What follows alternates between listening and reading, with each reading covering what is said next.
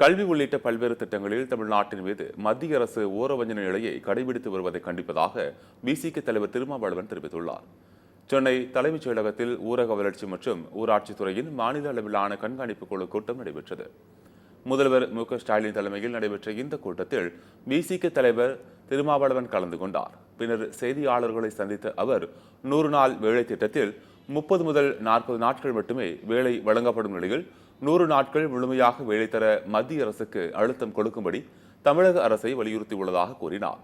மேலும் கல்வி உள்ளிட்ட பல்வேறு திட்டங்களுக்கு தமிழ்நாட்டின் மீது ஓரவஞ்சனை நிலையை கடைபிடித்து வரும் மத்திய அரசை கண்டிப்பதாகவும் திருமாவளவன் தெரிவித்தார்.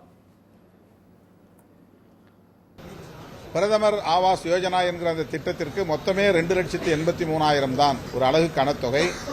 அதிலே 1,20,000 தான் மத்திய அரசாங்கம் தருகிறது. எஞ்சிய தொகையை மாநில அரசு தருகிறது. ஆனால் அந்த 2,83,000 ஒரு வீட்டை கட்ட முடியாது. இதனால் பெரும்பாலான வீடுகள் தொடக்க நிலையிலேயே தேங்கி விடுகின்றன, கட்டி முடிக்கப்படுவதில்லை, திட்டம் நிறைவேறவில்லை, பயனாளிகளும் பயன்பெறவில்லை என்கிற நிலை இருக்கிறது. எனவே அதற்கு 5 லட்சம் என்கிற அடிப்படையிலே நிதி உயர்த்தப்பட வேண்டும். பொதுவாக கடந்த பட்ஜெட், இந்த பட்ஜெட் ஆகிய இரண்டிலுமே தமிழ்நாடு புறக்கணிக்கப்பட்டிருக்கிறது, வஞ்சிக்கப்பட்டிருக்கிறது.